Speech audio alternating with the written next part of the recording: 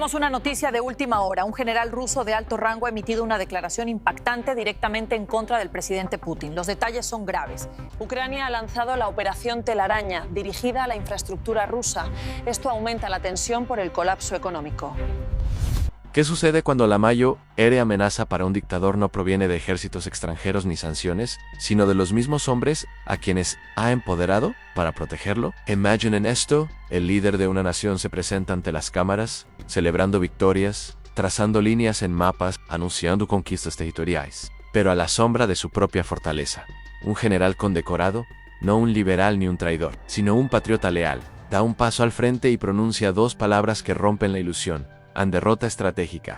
Esto no es ficción. Estamos en Rusia, en 2024, y lo que están a punto de escuchar es la historia de cómo un imperio comenzó a desmoronarse, no por el fuego enemigo, sino por la verdad, dicha por uno de los suyos. Si quieren ver más videos como este, asegúrense de darle a me gusta, suscribirse y activar las notificaciones. Realmente ayuda a que el canal crezca. El hombre que dio este diagnóstico no era una figura de la oposición escondida en el exilio. Su nombre es el general Leonid Ivashov, presidente de la Academia Rusa de Problemas Geopolíticos, un auténtico nacionalista ruso, un hombre que dedicó su vida al servicio del Estado. Y en junio de 2024, hizo algo casi impensable: desmanteló públicamente la narrativa del Kremlin. Mientras Putin se dirigía a la nación durante su programa anual de resultados, pintando un panorama de impulso imparable, Ivashov lanzó un contraataque silencioso, no con armas, con palabras. Y esas palabras hieren más profundamente que cualquier misil. Estamos ganando a nivel táctico,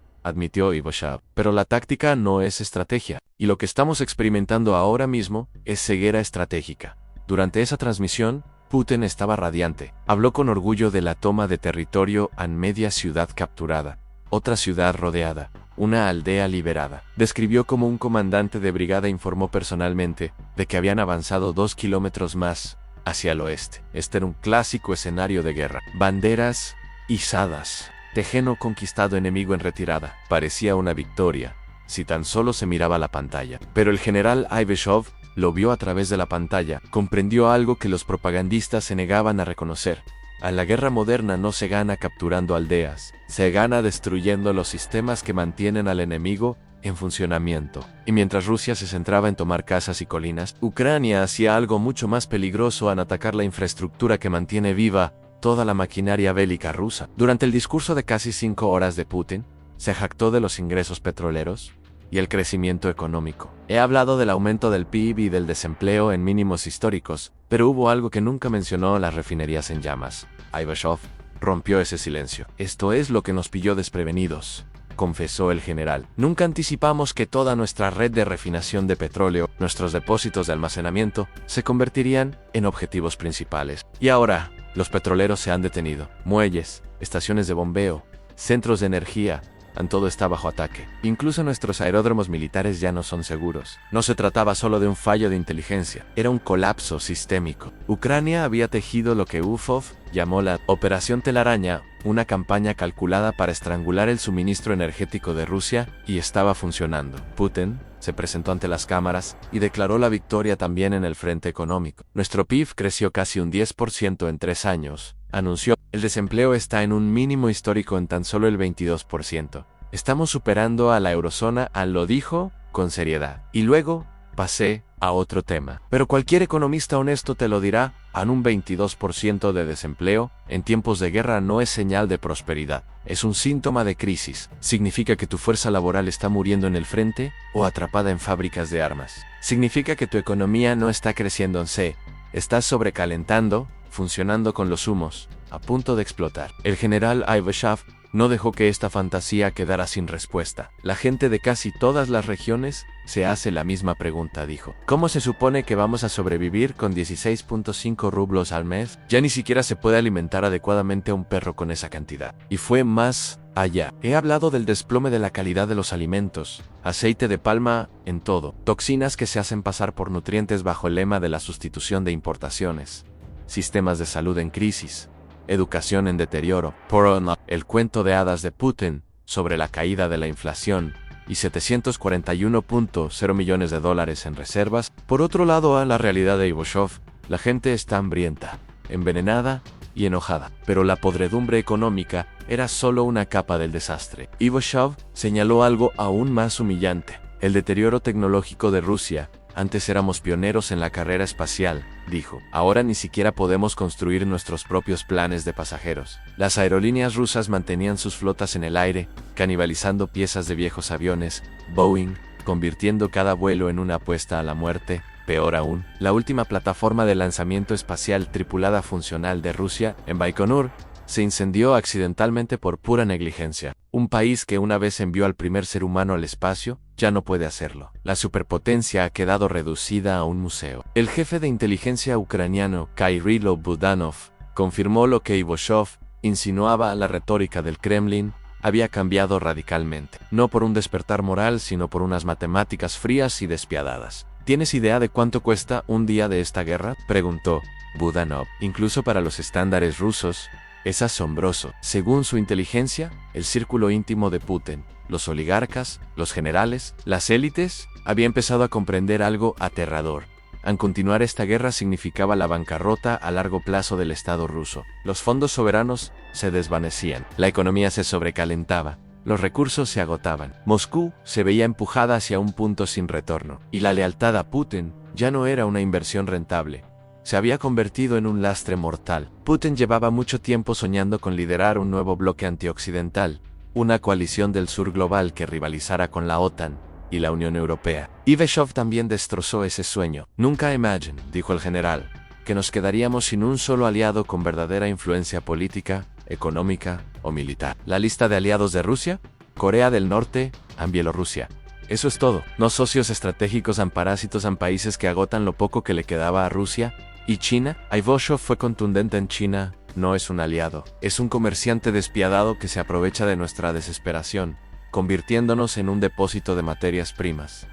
El aislamiento internacional era total. La mayoría de los miembros permanentes del Consejo de Seguridad de la Organización de las Naciones Unidas apoyaban a Ucrania. Rusia se quedó sola en un peón derribado en el tablero diplomático.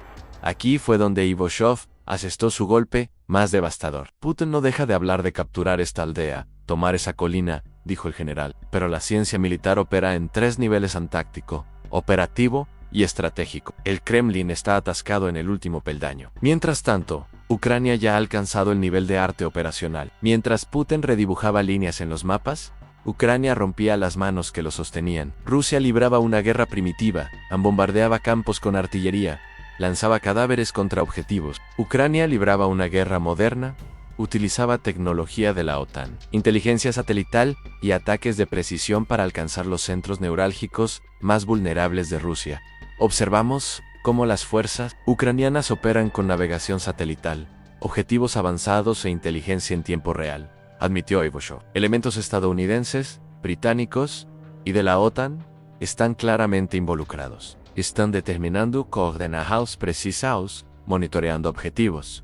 Y nosotros simplemente seguimos observando. Esto no fue solo un fallo de inteligencia, fue la eliminación de la doctrina militar rusa. Putin podía enumerar las aldeas capturadas cuanto quisiera, pero el Estado Mayor tenía una lista diferente: sistemas destruidos, raiders, cegados, refinerías en llamas. En una guerra donde no se puede ver al enemigo, no importa cuántos proyectiles se disparen. Putin anunció con orgullo la creación de zonas de seguridad y zonas de amortiguación en las áreas recién capturadas.